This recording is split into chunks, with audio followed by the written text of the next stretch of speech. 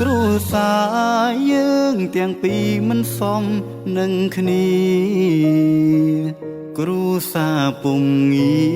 ជាអ្នកមានស្ដុកស្ដំបងខ្មៅក៏ខ្មៅផ្ទះវិញប៉ុនខ្ទមមិនធំម្ដាយអូនមិនពេញចិត្តនឹងបងទេម្ដាយអូនមកប្រាប់ឲ្យបងជុំលួចទាំងតងអូនមើលខ្លួនឯងផងតើសមនឹងអូនដែរទីត្រឹមកូនអ្នកស្រែមិនលយឆាយដូចរូបអូនបងសុំតោផងអូនអើយយើងបែកគ្នាទៅ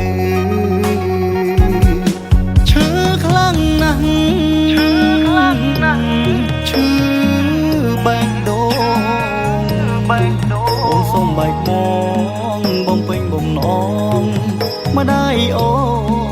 នឲ្យគាត់ពេញចិត្ត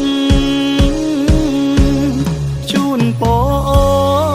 នឲ្យមានក្តីសុខទោះថ្ងៃមុខកុំបាញ់ត្រង់ឈឺទៀតអីបងឈឺចាប់ប៉ុណ្ណឹងមិនអី